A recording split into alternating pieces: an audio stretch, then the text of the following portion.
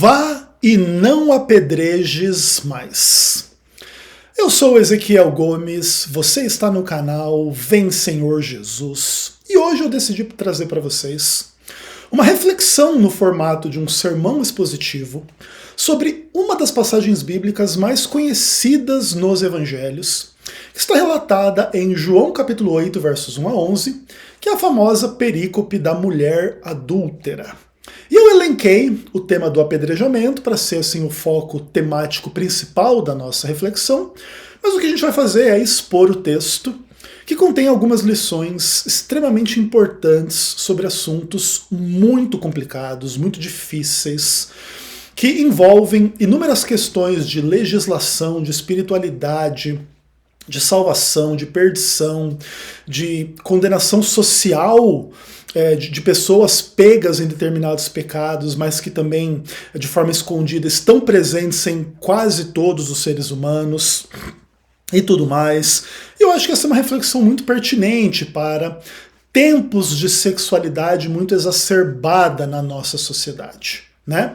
E falar de adultério hoje é falar de lugar comum. Hoje, inclusive, se você entra em determinadas redes sociais, é absolutamente comum você ver as pessoas discutindo sobre as mais variadas formas de perversão sexual. Né? É muito além do adultério, vamos dizer assim. Prostituição, sadomasoquismo, e etc, etc, etc. São temas recorrentes aí na experiência e nos conteúdos que as pessoas promovem, consomem, divulgam por aí, homossexualismo, transexualismo, um monte dessas questões aí. E nessas horas assim o adultério parece até que ficou um pecado até bem menor do que alguns outros aí por aí. Então tem muita coisa interessante nos tempos em que a gente vive para falar sobre isso. E aí eu convido vocês à leitura do texto bíblico em João capítulo 1, versos 1 a 11, não sem antes invocarmos o nome de Deus em oração para que seja Ele a falar ao nosso coração. Oremos. Papai do céu maravilhoso e querido, em nome do Senhor Jesus, nós te agradecemos porque a tua palavra está aberta diante de nós. O Senhor sabe dos nossos pecados, Pai, e que pela tua lei todos nós merecemos não só ser apedrejados neste mundo, mas condenados para não viver contigo por toda a eternidade. Mas nós também sabemos, Pai, que pela tua infinita graça, pelo teu infinito amor, Cristo pagou o preço dos nossos pecados para que a gente possa se arrepender, ser renovados, ser transformados, e que a gente possa experimentar na terra uma nova vida e viver contigo para todo sempre quando o Senhor retornar. É isso que queremos e para isso clamamos que o Senhor perdoe os nossos pecados, que o Senhor nos ensine a perdoar os pecados daqueles ao nosso redor, sem abrandar a gravidade do pecado, mas de fato estendendo a misericórdia e o perdão sobre as pessoas, especialmente diante do fato de que todos nós carecemos da tua misericórdia e do teu perdão. Fale ao nosso coração através da tua palavra, pelo teu Espírito, tudo oramos em nome do Senhor Jesus. Amém. Bom, meus amados, eu vou ler os 11 versos e aí passo a comentar ponto a ponto. Tudo bem? Jesus foi para o Monte das Oliveiras. De madrugada, voltou novamente para o templo. E todo o povo ia ter com ele, e assentado os ensinava. Os escribas e fariseus trouxeram à sua presença uma mulher, surpreendida em adultério, e fazendo-a ficar de pé no meio de todos, disseram a Jesus: Mestre, esta mulher foi apanhada em flagrante adultério. E na lei nos mandou Moisés que tais mulheres sejam apedrejadas. Tu, pois, que dizes? Isto diziam eles, tentando-o, para terem de que o acusar. Mas Jesus, inclinando-se, escrevia na terra com o dedo. Como insistissem na pergunta, Jesus se levantou e lhes disse: Aquele dentre vós que estiver sem pecado, seja o primeiro que lhe atire pedra. E tornando a inclinar-se, continuou a escrever no chão. Mas, ouvindo eles esta resposta, e acusados pela própria consciência, foram se retirando um por um, a começar pelos mais velhos até os últimos, ficando só Jesus e a mulher no meio onde estava. Erguendo-se Jesus e não vendo a ninguém mais, além da mulher, perguntou-lhe: Mulher, onde estão os teus acusadores? Ninguém te condenou? Respondeu ela: Ninguém, Senhor.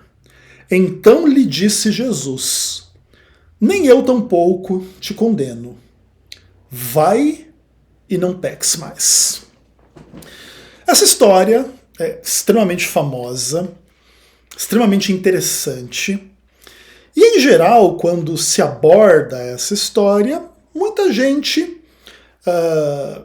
fica assim um pouco no nível da superficialidade da análise. Eu também aqui não quero ter a pretensão de ser o expositor mais profundo destas questões, tá? Mas eu gosto de avançar um pouquinho mais do que o normal. E eu queria dizer um pouco da minha percepção de por que em geral, quando essa história é contada, ela é contada com superficialidade. Porque, em geral, quando a gente trata de questões de sexualidade, nós encontramos um problema muito complexo para lidar no contexto do cristianismo.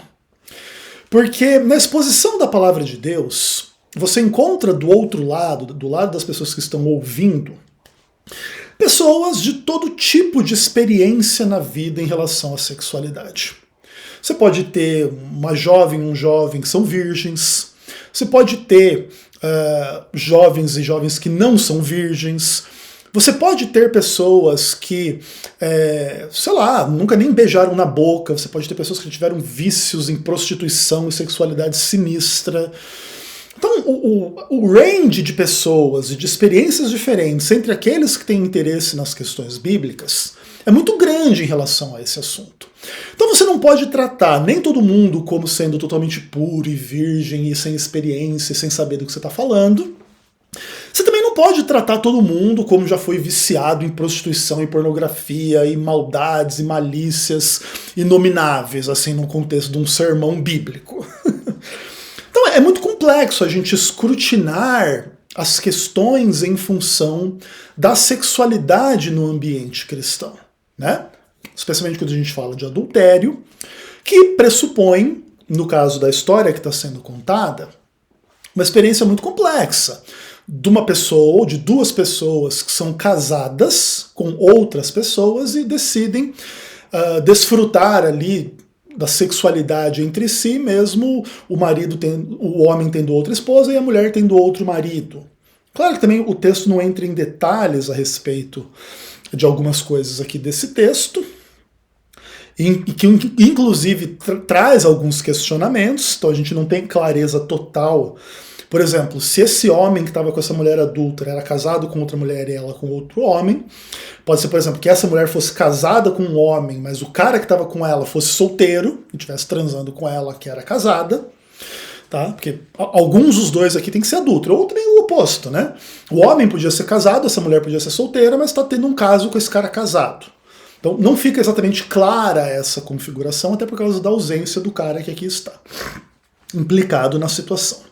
Mas eu não quero me adiantar na exposição do texto, eu só estou aqui tentando ilustrar a dificuldade de tratar com essas questões sentimentais /sexuais quando elas começam a se aprofundar em relacionamentos meio disfuncionais, e as pessoas começam a estar um pouco insatisfeitas com a sua vida sexual no contexto do seu casamento, e às vezes percebem na mulher do outro, no homem da outra, uma alternativa viável para encontrar atenção, prazer, carinho, significado na vida, porque o sexo tem destas coisas, né?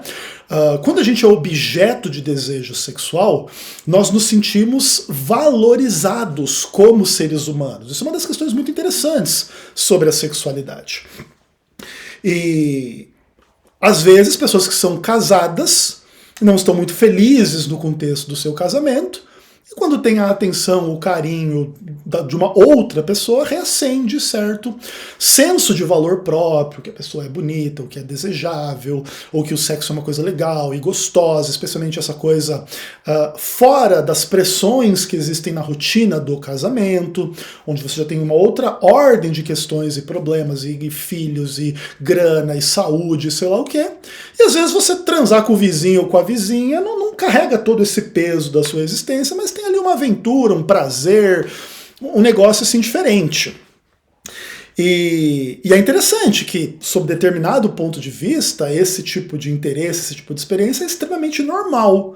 Mas, ao mesmo tempo, isso é condenado na lei de Deus. E aí também existe toda uma discussão sobre se a lei de Deus é justa e correta ou se ela é, inclusive, equivocada e está simplesmente querendo cercear a liberdade dos seres humanos em fazer coisas muito legais aí por aí, dentro desse tipo de seara.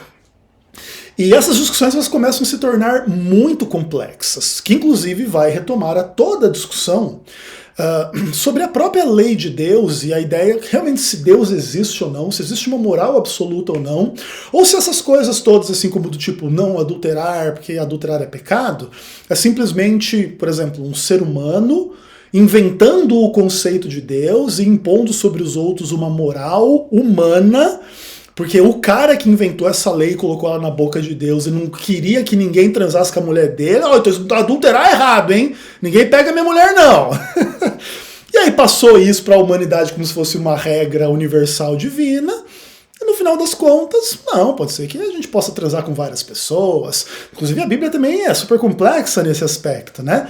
Na Bíblia existem conceitos de poligamia, concubinato, que também abordam assim, ou alargam um pouco a fronteira da sexualidade em alguns aspectos, e que nem sempre são considerados como adultério, né? Uma coisa interessante, quando Davi tinha um monte de mulher, quando Salomão tinha um monte de mulher, nenhum deles julgava estar cometendo adultério. Se estava ou não, daí é uma outra discussão, né? Mas o fato é que havia, né, a percepção de que aquilo, enquanto eles estavam com esposas deles, fossem 700 esposas no caso de Salomão, não tinha adultério envolvido, né? Claro, se ele pegasse uma mulher de um outro cara e tal, aí poderia ter um adultério envolvido, como no caso de Davi e Batseba. Então, enquanto Davi estava com 5, 10, 20 mulheres dele, não tinha adultério. Ficou com a mulher do Urias, aí teve adultério. Enfim, são questões super variadas e super complexas. E o cristianismo não lida muito bem com essas discussões, porque elas são complexas, são profundas, elas fazem as pessoas questionarem a lei de Deus, questionarem aspectos da palavra de Deus, de algo que em tese deveria ser questionado. Não é óbvio que cometer adultério é errado, mas na prática todos nós temos uma certa dificuldade com essas questões. Tanto que, se você levar a sério as questões da palavra de Deus de um outro lado, fora da poligamia, do concubinato e que adulterar é normal porque somos pecadores, Jesus vai falar que quem olhar com uma intenção XYZ aí impura já cometeu adultério no coração, o que significa dizer que qualquer pessoa na face da terra que já tenha usado o Instagram, por exemplo, por mais do que 3 minutos, já cometeu adultério. Tipo assim, não tem como escapar dada a quantidade infinita de mulher linda que tem naquele lugar, e não só no Instagram, pode ser no Facebook, pode ser no YouTube, pode ser no TikTok, pode ser no Google, pode ser na rua, pode ser em qualquer lugar. Claro, às vezes na rua não é tão fácil encontrar essa mulherada assim muito, muito, muito gata, mas nas redes sociais é bastante fácil, né? Até porque, obviamente, o algoritmo ele promove aquilo que dá mais visualização, e óbvio que mulher bonita é uma das coisas que dá mais visualização na face da Terra, né? Aí também diz a lenda que as mulheres são um pouco diferentes dos homens em relação a isso. Então, o homem valoriza muito a mulher, a beleza, a aparência. Mulher valoriza mais alguns outros aspectos. Sorte a nossa, não é verdade? Etc e tal, e também não sei daí se as mulheres teriam a mesma experiência assim que eu estou descrevendo aqui em relação aos homens que aparecem nas redes sociais, tá? Mas o fato é que da perspectiva masculina média, básica, é impossível você frequentar qualquer rede social aí, especialmente essas redes sociais focadas em foto e em vídeo, e você não se deparar com meia dúzia de mulher linda, maravilhosa, rebolando, esfregando os peitos na sua cara em 30 segundos de utilização das plataformas. E ninguém precisa ser hipócrita de dizer que, na teoria, não seria nada ruim que a cada foto e vídeo desse tipo de mulher que aparece aí nas redes sociais, que a gente visse assim, tá rodando o feed aqui, pô, apareceu uma baita de uma gata rebolando aqui, de repente ela saísse da tela e se materializasse na minha cama. Não seria nem um pouco ruim, ninguém precisaria ser hipócrita de dizer que não. O que é uma outra forma de dizer que todos nós somos, de alguma forma, palco de desejos, sentimentos, olhares, pensamentos e perspectivas práticas de pecado sexual. E obviamente que várias dessas meninas que estão rebolando, mostrando os peitos aí nessas redes sociais são casadas, né? Mesmo que você não seja, o desejo por elas é adultério, e se você for também é adultério, enfim, né? Vida adulta, no final das contas, todos nós acabamos estando envolvidos um pouco nessas questões. E olha só, eu já enrolei 15 minutos aqui e nem entrei na exposição do texto, não é verdade? Mas eu queria dar esse panorama amplo só para demonstrar que as coisas não são simples, beleza? Então agora me permita focar no texto bíblico. E aí o texto diz que Jesus, ele foi orar de madrugada no Monte das Oliveiras e no dia seguinte foi para o templo e todo o povo ia ter com ele. O que significa dizer que Jesus, a essa altura do seu ministério, já era uma pessoa famosa. E Jesus se tornou famoso, em especial, em função de duas questões muito interessantes. A sua capacidade de fazer milagres e a sua capacidade de ensinar coisas controversas de uma forma a colocar entendimentos tradicionais entre os religiosos ali, dificuldades assim bem complexas, assim, vamos dizer. Então, a capacidade de Jesus fazer milagres, aliado aos seus ensinos, faziam com que o burburinho a respeito dele se tornasse, ou tenha se tornado, extremamente gigante ao redor das coisas que ele tinha para fazer e para ensinar. E interessante que a Bíblia coloca Jesus assim envolvido em muita oração, né? Isso é muito interessante, até porque o Evangelho de João, por exemplo, é um dos principais motores da história do cristianismo para a doutrina da Trindade. Provavelmente é o livro mais importante para a doutrina da Trindade. Que já inicia com a perspectiva de que no princípio era o Verbo estava com Deus e o Verbo era Deus. E o Verbo se fez carne, habitou entre nós, e Jesus depois vai dizer, eu e o Pai somos um. Depois ele vai dizer no Evangelho de João, quem viu a mim, viu o Pai, etc. Eu sou o caminho, a verdade e a vida. O que no final das contas implica dizer que Jesus é Deus e tem unidade com Deus, e aí naturalmente também ele vai falar da pessoa do Espírito Santo, e aí nós vamos criar o quadro mais amplo da doutrina da Trindade. Então, por exemplo, Jesus é um dos membros da divindade, da Trindade, que agora está encarnado no mundo. E é plenamente Deus e é plenamente homem. E ele estar em oração é uma coisa muito interessante, assim, né? Desta perspectiva. Aí claramente alguém vai poder dizer assim, que ele estava mais se colocando como homem orando ao Pai, mas ao mesmo tempo ele era um com o Pai. Como que é essa comunicação? Isso é tudo muito interessante. Mas ele está envolvido em profunda oração e ele sai do seu contexto de oração para o templo orar. Então vamos trabalhar a perspectiva assim, que a Bíblia diz inclusive que ele foi de madrugada, né, para o templo. Então ele foi para o Monte das Oliveiras e aí depois ele vem para, de madrugada, ele vem para o templo. E aí, tipo, o que você vê ali? Então, enquanto Jesus está indo de manhãzinha para o templo, essa mulher que vai ser trazida para o palco da discussão, ela está transando com algum outro cara aí por aí, certo? E aí você vê assim uma situação bem complexa. Assim. Então, Jesus vai para lá e essa mulher está transando e ele chega ali para ensinar o povo. E o povo se senta, e aí Jesus, como é que é? E Jesus começa a falar e a explicar, até que chegam ali alguns escribas e fariseus arrastando uma mulher. Ok. E essa mulher, rapidamente, ela é trazida ao palco central da discussão. Se diz que ela foi surpreendida em flagrante adultério. E pegam ela e fazem ela ficar de pé para todo mundo ver quem é. Aparentemente estava todo mundo sentado e Jesus em pé ensinando. Aí os fariseus chegam, já bota a mulher de pé e falam assim, olha aqui, essa mulher aqui, ó, foi pega em flagrante adultério. Ok. E aí começa o exercício teológico, né, dos escribas e fariseus. E chamam Jesus de mestre. Ó mestre, né?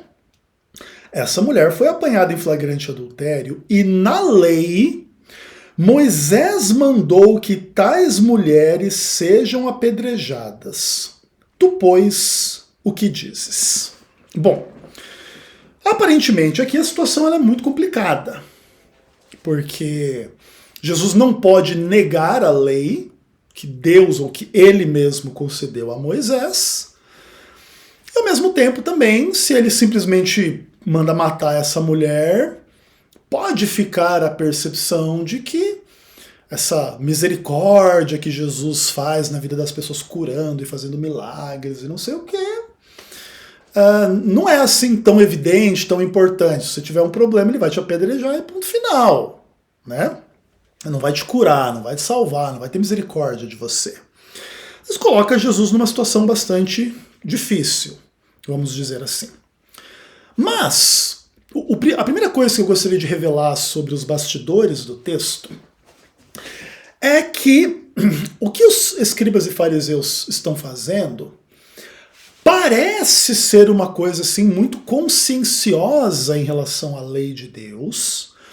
Tipo assim, ó, estamos aqui simplesmente cumprindo o que você mesmo mandou, Jesus. Claro, os fariseus não tinham a percepção que Jesus era Deus, tá? Mas vamos trabalhar com essa ideia. Ó, Deus mandou na lei apedrejar as mulheres. Vamos dizer que eles nem soubessem que Jesus era Deus. Mas Jesus sabia que era Deus. Então os caras estão direto com ele ali. Ó, você não mandou apedrejar? Então tá aqui, vamos apedrejar. Beleza. Mas antes disso, é interessante a gente pensar em algumas questões. E a gente pode voltar a Deuteronômio capítulo 22. Nós podemos ler o verso 21 e a gente já vai começar a perceber um pequeno problema aqui nesta situação. Tudo bem? Então lá, Deuteronômio capítulo 22. Na verdade é o verso 22 também, tá? Aí assim, ó, a palavra de Deus diz assim: se um homem for achado deitado com uma mulher que tem marido, então ambos morrerão. O homem que se deitou com a mulher e a mulher. E assim eliminarás o mal de Israel. Veja que a lei no que tange ao adultério aqui nesse caso, se um homem e uma mulher forem pegos em flagrante adultério, homem e mulher deveriam ser apedrejados. O que já implica dizer que os escribas e fariseus não estavam cumprindo a lei de Moisés ao trazer unicamente a mulher para ser apedrejada diante de Jesus. Relatos extra-bíblicos da parte de Ellen White e talvez de outras pessoas aí na história do cristianismo, inclusive inferem que talvez alguns desses escribas e fariseus ou dessas pessoas que estavam querendo apedrejar essa mulher poderiam até mesmo conhecer o histórico dela em relação aos problemas sexuais e ter promovido de alguma forma as circunstâncias para que ela caísse no seu já conhecido pecado, e aí já pegamos ele em flagra, já sabiam que ela tinha o problema, já botaram um cara lá para transar com ela, e olha que pena, né, querida, olha onde nós encontramos você, e deixa o cara lá seguir a vida dele, pega a mulher e leva para o templo sagrado para ver se coloca Jesus numa saia justa, como se fossem muito fiéis à lei de Moisés. Por que não trouxe o homem também? Porque é isso que a lei de Moisés mandava fazer. Tanto que a história famosa da Bíblia é a história da mulher adúltera, não é a história do casal adúltero, não é verdade? Poderia, né, estar ali um homem e uma mulher. E aí os fariseus chegarem para Jesus, olha, Senhor, esse casal foi pego em adultério e na lei Moisés manda apedrejar esse tipo de casal. Aí Jesus poderia responder da mesma forma, então quem não tem pecado atire a primeira pedra no casal e blá blá blá. Ok, não vamos nos adiantar. Então, o que parece ser uma coisa assim super conduzida pela lei de Deus, porque Deus mandou e tem que ser feito o que Deus mandou, já fica relativizado em ampla medida, revelando uma parcialidade na compreensão e na aplicação da referida lei, como se Deus tivesse dito a metade do que de fato ele disse. Já um primeiro problema importante de ser identificado nessa narrativa. Mas aí, o texto no verso 6 diz que tudo isso foi feito e tudo isso foi dito numa tentativa por parte dos escribas e fariseus para terem de que acusar a Jesus. O objetivo ali não era eliminar o mal sexual do meio do povo, punir os pecadores diante dos demais para que ninguém se envolvesse em adultério e coisas do tipo. O fato ali é só pegar um fato corriqueiro da sociedade, que é o fato que as pessoas têm interesses sexuais umas nas outras, mesmo depois de serem casadas, e às vezes caem em adultério. E não estou aqui desculpando o adultério por causa da normalização do adultério, assim como a gente não normaliza as perversões sexuais por causa da normalização das perversões sexuais no nosso mundo.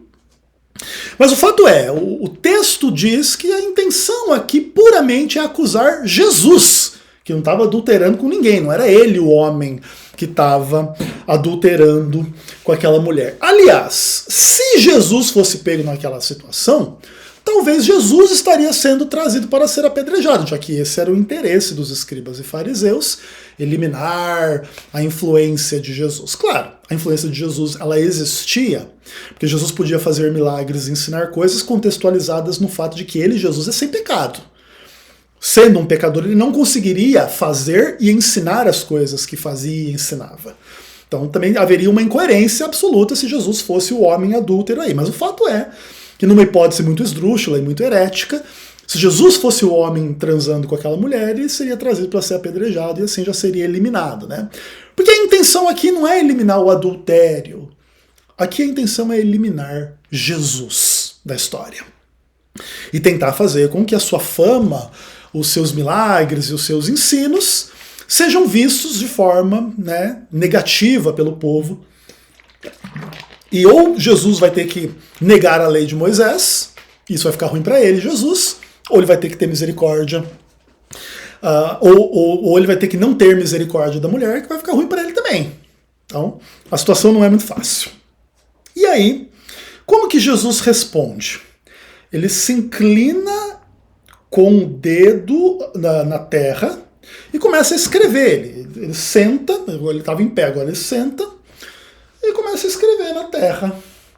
Inclusive existem também teorias extra-bíblicas, né? Obviamente que o texto não diz, de que Jesus começou a escrever os pecados daquelas pessoas na areia, né? Interessante. Talvez, assim, aqueles escribas e fariseus tivessem armado, por exemplo, esse encontro dessa mulher com esse cara para acusá-la de adultério e trazê-la para Jesus.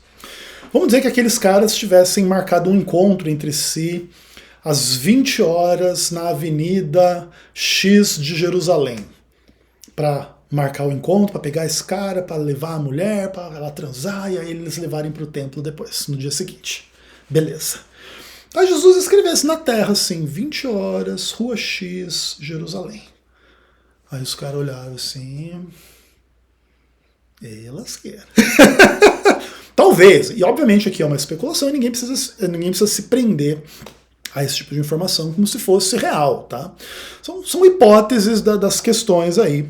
Mas o fato é que também existe assim um quê de desconsideração de Jesus, né? Jesus ele é apresentado a um dilema super complexo, super pesado, e ao invés de sair ali já, não, é porque assim, assado, porque Deus quis dizer isso, aquilo, não, ele simplesmente ignora e tipo assim, finge que tá mexendo no celular, assim. Só que em vez de estar vendo o Instagram com um monte de gostosa rebolando, ele começa a escrever no celular, assim. Olha, 20 horas, Rua X, Jerusalém, Instagram. Olha o que vocês estão fazendo, né, galerinha? Olha, vocês estão muito preocupados com a lei de Deus, hein? Legal. E aí, o que o texto diz? Que eles insistem na pergunta. Jesus meio que ignora o problema, ignora a questão, ignora a mulher, ignora o adultério, ignora o apedrejamento, ignora Moisés, ignora todo mundo. E fica ali mexendo no celular dele, né, ou na tela de areia dele. E aí os caras, peraí, mano, você não vai se livrar da gente aqui com esse teatrinho seu aí, né, Senhor Jesus? Moisés mandou apedrejar, você vai dizer o quê? O que vai acontecer, Senhor Jesus? E aí, cara, Jesus se levanta e manda matar. Cara, é impressionante a resposta de Jesus. E essa não é uma resposta muito enfatizada nas pregações a respeito desse texto, porque a gente sabe o final. No final todo mundo vai embora, ninguém vai apedrejar ela, ele também não vai apedrejar ela. Mas o que Jesus manda eles fazerem é apedreja. Mas ele coloca uma condicional para esse apedrejamento. Aquele dentre vós que estiver sem pecado, seja o primeiro que lhe atire pedra. Jesus não falou para não apedrejar a mulher. Em nenhum momento. Jesus mandou matar aquela mulher. Mas ele evocou uma questão muito importante, que inclusive a gente já leu lá em Deuteronômio 22, verso 22. Se você pegar um homem e uma mulher em adultério em Israel, você vai trazer o homem e a mulher, vai apedrejar esse homem e essa mulher, e assim eliminarás o mal do meio de Israel. Se o propósito é eliminar o adultério de Israel, apedreja essa mulher. Apedreja agora. Mas faz o seguinte, irmão, ou irmãos, fariseus e escribas. Vocês, por favor, se certifiquem de que o que vocês querem realmente é eliminar o mal. Porque se vocês tiverem o mesmo mal que vocês estão dizendo aí que vocês querem eliminar, acho que vocês vão ter que ser eliminados também. No final das contas, essa era a treta. Vocês vão ter que ser eliminados porque vocês também estão transgredindo a lei de Deus. Mesmo que vocês não tenham sido pegos em flagrante adultério, vocês não trouxeram o homem junto? Vocês não estão aplicando a lei corretamente? Tudo bem, não tinha nenhuma regulamentação do tipo, um grupo não só pode trazer a mulher e não o homem. Se o cara fugiu e a mulher foi pega em adultério, vai apedrejar sua mulher e não o homem. Ok, essas complexidades elas não estão presentes na legislação.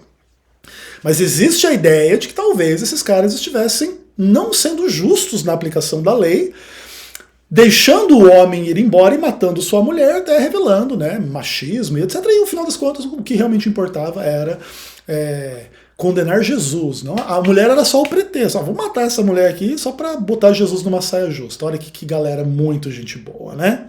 Que pessoas tão religiosas e tão sensatas e tão espirituais, né? Muito maluco de se pensar. Beleza. E Jesus manda matar. Só que ele diz, olha, eu só queria ver aqui qual que vai ser o primeiro que vai meter a pedrada. Só pense isso, assim, vocês estão aqui em 50 pessoas, ou em 30, ou em 10, ou em 20 para matar essa mulher? Beleza. O que estiver sem pecado, você, por favor, dá a primeira pedrada. E aí a palavra de Deus diz que Jesus torna a ignorar a questão e inclinar-se, escrevendo na tela de areia lá do chão, do seu celular, né? E aí a palavra de Deus descreve uma das cenas mais extraordinárias do Evangelho. Ouvindo eles esta resposta, acusados pela própria consciência, se retiraram um a um, começando pelos mais velhos e até os últimos, ficando só Jesus e a mulher no meio onde ela estava. Essa referência aos homens mais velhos, em primeiro lugar, assim, ela é bem significativa. Uma vez eu li um livro chamado O Jesus que eu Nunca Conheci, do Philip Yancey. Eu recomendo muito esse livro para vocês, tá? O Philip Yancey não é assim um teólogo, exegeta e blá blá blá, ele é um cara que tem um estilo mais devocional de escrita, mas é um cara bem profundo e muito legal. E uma vez eu estava lendo esse livro, eu estava na faculdade de teologia ainda, E aí chegou uma hora lá que ele está comentando o Sermão da Montanha, aquelas vários aspectos lá do que Jesus prega, e ele chega para falar do adultério. Na questão que se você olhar para uma mulher com intenção XYZ, você já cometeu adultério com ela no seu coração. E ele me falou uma coisa assim que me marcou muito. Na época eu devia ter 30 e poucos anos de idade. Eu era um pouco mais jovem do que eu sou hoje, com 42. E ele falava assim, que quando você fica mais velho, os seus problemas de imaturidade ou de imoralidade sexual em relação a ficar imaginando e vendo foto e vídeo de mulher pelada e gostosa e transando e não sei o quê, tem a tendência a aumentar, não a diminuir. Porque você já não tem mais a força física para ir lá e sair, conquistar um monte de mulher e transar, que é uma coisa geralmente que a gente faz quando a gente é mais jovem. E quando você vai ficando mais velho, você está com 50, 60, 70 anos de idade, você não deixa de ter inclinações, desejos, vontades sexuais, mas você já não consegue praticar tanto aquilo. E aí existem muitos homens velhos que são extremamente viciados em pornografia e imaginações e ficam aí alimentando o seu coração com as lembranças de quando eles tinham mulheres e transavam e não sei o que, não sei o que. Isso foi uma coisa assim bem marcante para mim. Porque às vezes quando a gente é mais jovem, a gente tem a impressão de que os pecados sexuais, eles são, tipo assim, mais intensos quando a gente é mais jovem e eles vão, tipo, diminuindo quando a gente fica mais velho, né? Então você vai, tipo, esquecendo. Ah, não, já transei bastante, já tá tudo bem, já se exploda isso aí. Mas em geral não é assim que acontece, ou não com todo mundo. E aqui a ideia de que os homens mais velhos, vamos dizer que tinha 30 escribas e fariseus e aquela mulher pega em adultério. Jesus dá essa resposta, tipo assim, mano, o mais velho é o primeiro que sai correndo. Muito interessante, né? Porque, vamos dizer assim, esse mais velho só não estava ele comendo essa menina aí, porque já não podia mais, né? Porque se pudesse, se essa menina tem marido e esse outro cara que estava com ela tem mulher, e eles estão transando, essa mulher tem alguma qualidade, né? Não é uma mulher qualquer, vamos dizer assim. Vamos dizer que é uma menina no mínimo bonitinha, tá? Vamos dizer que seja uma gata. Qualquer um deles ali que pudesse estar pegando aquela gata ali, ninguém vai precisar ser tão hipócrita assim, né? Uma modelo do Instagram. Pronto. Um por um, começando dos mais velhos, saem da cena e fica Jesus e a mulher, a gata do Instagram. Só que agora essa mulher tem um problema, cara. Agora essa mulher tá lascada. Sabe por quê? Porque Jesus não tem pecado, cara. Ele pode pegar a pedra e demolir essa mulher. E ele será santo, justo e bom. Porque o objetivo dele vai ser o quê? Eliminar o mal do meio de Israel. Não é verdade? É verdade. Só que aí, porque ele é homem sem pecado. Quem tiver sem pecado, atira a primeira pedra. Enquanto os caras estavam saindo, ele falou, galera, não sai não, calma aí, a primeira pedra eu posso dar. Aí depois vocês vêm adiante, vocês vêm depois, pode ser? Porque ele não tem pecado. Porque o que ele faz na vida das pessoas através dos seus milagres e dos seus ensinos revela que ele não tem pecado. Mas ele deixa todo mundo sair, a mulher fica só com ele, e aí ele pergunta, mulher, cadê a galera que te trouxe aí? Ninguém ficou pra te dar uma pedradinha, nem um tapinha. E não é um tapinha de carinho, não. Apesar de que, né, tapinha de carinho é complexo, né? Mas diz a lenda aí que mulher sente pouco menos de dor do que o homem. Existe uma certa interação entre dor e prazer na sexualidade. Tem um monte de mulher que gosta de tomar uns tapas enquanto transa, né? Eu, Ezequiel, particularmente, não gosto muito dessas coisas, tá? Mas é uma faceta, né, da sexualidade aí de muitas mulheres no mundo. Não me perguntem como que eu descobri essas coisas, tá? Mas o fato é o seguinte, Jesus deixa todos aqueles caras irem embora, fica sozinho com ela, aqui inclusive se ignora as pessoas que Jesus estava ensinando até então, né? Também a narrativa do texto é um pouco complexa, assim, tipo, Jesus estava no templo ensinando pessoas sentadas. Aí os fariseus chegam com essa mulher, aí bota ela em pé. Aí ele fala para os fariseus jogarem pedra nela se tiverem sem pecado, eles vão embora, e parece que fica só ele e a mulher. Parece que os alunos foram embora também, né? Acho que nem os alunos sobraram ali na explicação. Opa, mas se tem que ter pecado, aliás, você tem que não querer transar com essa gata aí para poder estar aqui, acho que todo mundo tem que sair daqui, né? Ai, ai, ai. E aí, Jesus fala, ninguém te condenou? E respondeu ela, ninguém, Senhor. Chama Jesus de Senhor, né? E aí Jesus fala uma coisa de implicações muito complexas, assim. Nem tampouco eu te condeno. Vá e não peques mais. Aqui você tem uma das principais razões em função da qual o cristianismo rompe com as punições por apedrejamento do Antigo Testamento. Inclusive existem discussões sobre os adventistas. Né? Vocês guardam o sábado? Então por que vocês não apedrejam quem não guarda o sábado segundo o Antigo Testamento? Como inclusive quem infere que se a lei da guarda do sábado ainda fosse vigente, a lei do apedrejamento de quem transgride o sábado ainda também seria vigente. Mas se a gente for avaliar as coisas segundo esta lógica, então o fato de Jesus dizer para não apedrejar essa mulher, ou não ele mesmo apedrejá-la, indicaria que adultério agora também não é mais pecado, porque foi abolida a punição por apedrejamento nesse exemplo de Jesus. Mas veja, Jesus está dizendo, eu não te condeno, então eu não vou mandar te matar e eu também não vou te matar podendo te matar. Mas isso não quer dizer que o adultério não é pecado. Tanto que ele fala, mas você pegue esta misericórdia, não para agora dizer, agora o adultério não tem mais consequência. Vá e não peques mais. E esta palavra, vá e não peques mais, ela é muito interessante no Evangelho de João, porque ela já foi dita anteriormente.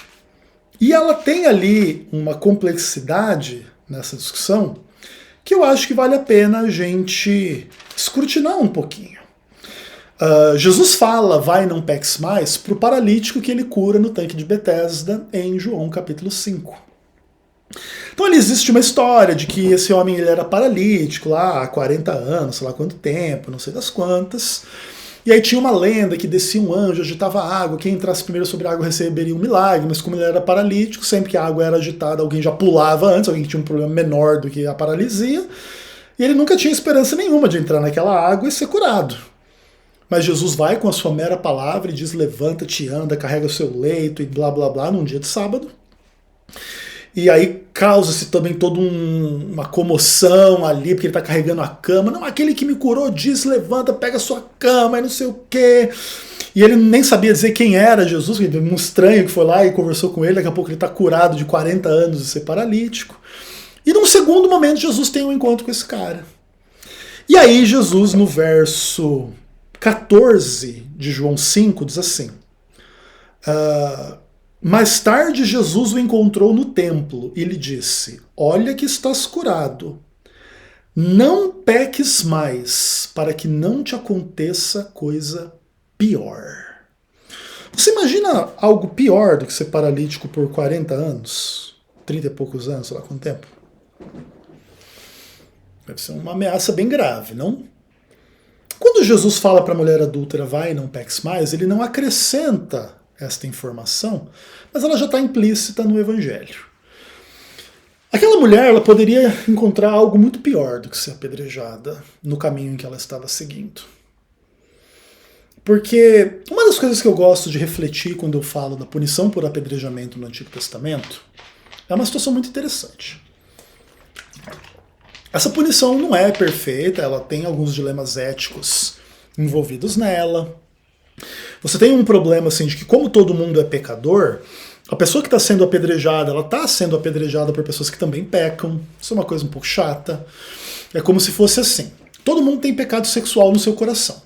Mas aí algumas pessoas se cansam de ter aquilo só no seu coração e vão lá transar com a vizinha ou com o vizinho.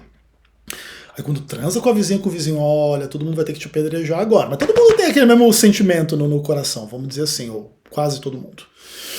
E aí, ou seja, o que é punido é a pessoa que cai na prática, mas todo mundo tem aquilo. Então existem dilemas éticos em relação a essas questões. Porém, você imagine a experiência de uma pessoa que sei lá, assim, tá se sentindo meio mal com o marido, com a esposa, e vai ali pra casa do vizinho ou da vizinha para ter uma aventura sexual, para gozar, para ter uma experiência de prazer sem a rotina do casamento e tal. E adorou. Nossa, que coisa boa. Na hora que gozou, chegou a galera, meu, o que tá acontecendo? Pega, vamos apedrejar. De tirar essa pessoa da cama e levar ela pro local do apedrejamento, pode ser que tenha um percurso de meia hora de caminhada, 20 minutos, uma hora, sei lá, para preparar o palco do apedrejamento. Nesse período em que a pessoa saiu da cama do adultério até o apedrejamento, pode haver arrependimento. E onde houver arrependimento, pode haver salvação. Agora, vamos pensar que você chegue para uma mulher que está na internet aí dizendo: ontem à noite eu saí com o marido da minha melhor amiga, foi ótimo, no Instagram. Aí você vê os comentários: parabéns, amiga! Nossa, que você fique muitas vezes com o marido da sua melhor amiga, que ele faça você ter as melhores experiências sexuais da sua existência, que você seja muito feliz. Aí a pessoa escreve: ai, obrigado, coraçãozinho, ai, que alegria, olha que bom, nossa, sim, eu vou fazer isso. E aliás, eu quero ficar até com outros maridos das minhas outras amigas também, porque, nossa, tá sendo muito legal. Beleza. E aí no final da carreira desta mulher, ela ficou com 200 maridos das suas 200 amigas da sua vida inteira. Ganhou o mundo inteiro. É o que Jesus diz: perdeu a sua alma. Que não tem nada a ver com alma imortal, tá? Perdeu a vida eterna, perdeu a salvação, perdeu a verdadeira vida. É isso. Então, a eliminação da punição direta sobre o pecado, ela lança a discussão para um outro nível. Não é que o adultério agora não é mais pecado. É que agora ele não será mais tratado desta forma. Mas, em certo sentido, ele ficou mais perigoso do que ele era antes. Porque a perspectiva de que se você transar com a vizinha você vai ser morto dali meia hora, coloca um freio que a perspectiva de eu transar com a vizinha, me gabar disso no Instagram e ganhar seguidores e likes, faz com que as coisas sejam um pouco diferentes. Agora eu posso expressar aí essas questões de uma outra forma. E aqui eu não estou querendo dizer que nós deveríamos voltar ao sistema do apedrejamento, porque eu acho que seria um anacronismo, seria uma questão complexa de se tratar. Mas o fato é que a eliminação da punição por apedrejamento não implica um afrouxamento da regra moral. Porque o apedrejamento, em primeira instância, tinha como objetivo eliminar o mal, não perpetrar ainda mais mal, onde um monte de gente pecadora fica julgando a outra só porque a outra caiu no pecado que ela queria ter caído e não conseguiu. Ou que ela tem no coração escondido, mas não faz na prática. Porque no fim Jesus diz que todo mundo que tem isso no coração é adúltero na prática. Todos nós deveríamos ser apedrejados. Isso também não quer dizer que todos nós tenhamos o mesmo grau de degradação nos nossos sentimentos, nas nossas posturas, nos nossos relacionamentos em relação às coisas. Tem cristão viciado em pornografia, tem cristão que nunca viu pornografia. Tem cristão que já transou com centenas de pessoas, tem cristão que nunca transou com ninguém. Tem cristão que tem problemas graves nessa área, tem cristão que tem problemas, mas não tão graves. E aqui não é o caso de desculpar o pecado de ninguém, mas revelar que a gente tem senso das diferenças e das proporções das realidades das coisas. Mas se o propósito é eliminar o mal, não adianta só eliminar o comportamento externo, tem que tentar eliminar o problema interno. E se eliminar o problema interno não é uma coisa tão simples, não cabe a nós punir e destruir aquele que fez o que a gente gostaria de ter feito, em alguma medida.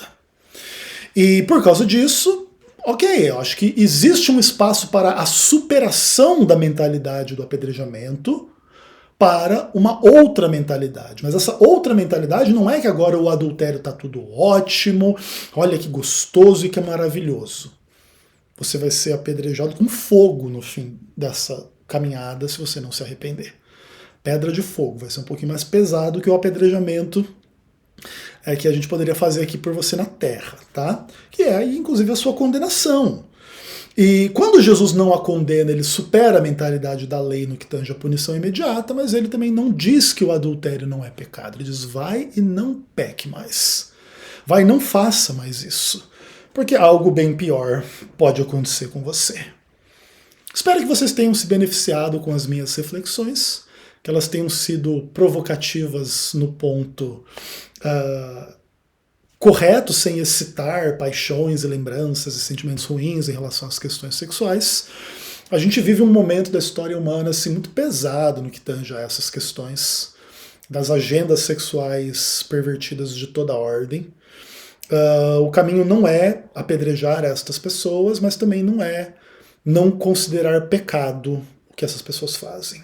E aí é da nossa parte ter a maturidade de admitir se e quando em algum grau a gente participar dessas coisas, tanto no nosso coração quanto na prática, e buscar arrependimento e ouvir de Jesus que ele não nos condena, não porque o nosso pecado não é pecado, mas para nos dar força para, em função do seu perdão, não pecar mais e não se entregar a essas coisas que se mascaram como prazer, coisa boa, coisa legal e etc e tal, e no final conduzem à escravidão e à morte, como invariavelmente é o caso. Deus te abençoe em nome do Senhor Jesus.